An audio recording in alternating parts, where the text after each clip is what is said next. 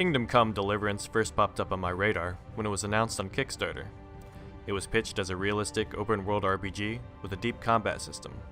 But after all the Kickstarter disappointments of late, Mighty Number 9, Unsung Story, Star Citizen, I was more than a bit skeptical. I'm retarded though, and I pre-ordered for the beta access anyway.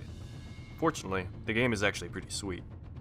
So far I'd say the combat is what really stands out, rather than Skyrim's dull button mashing.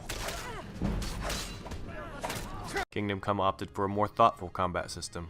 You actually have to aim the mouse in the direction you want to swing or block from. There's also the parry and dodge, techniques that have pretty much become standard for all melee combat games.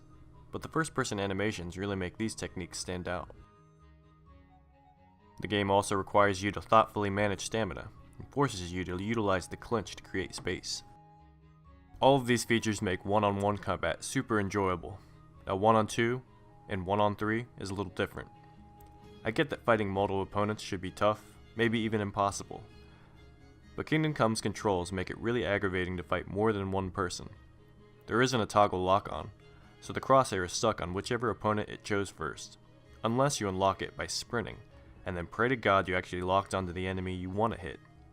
This problem is even worse in the big battles.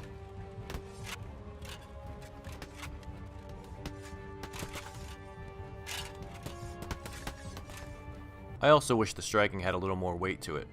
Like I just slice this guy, and he just flops to the ground like a fish. Or why do I have to hit a guy 1,000 times before he dies? I just stab this guy in the face and he doesn't give a fuck. Anyways, the setting of Kingdom Come is pretty amazing. The game has the look and feel of Oblivion. Even the menus are similar.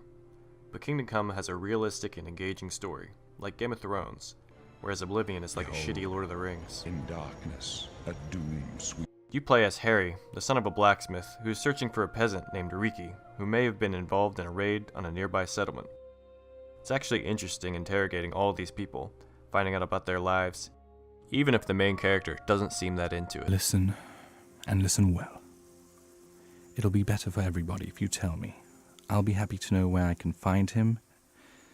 You'll be happy I don't have to get nasty with you and Timmy. Towards the end of the beta, you do a recon quest.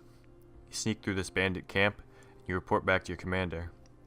But you actually have to interpret what you saw by answering his questions. He even makes his own decision, choosing which strategy he believes is best. The route through the woods sound best. It's long, but we'll get there unobserved. Now being a beta, there are a lot of issues. AI glitches, sound bugs, pop-ins. I run two 970s SLI'd, and still get a shitty frame rate. And the game constantly crashes, especially after loading a save.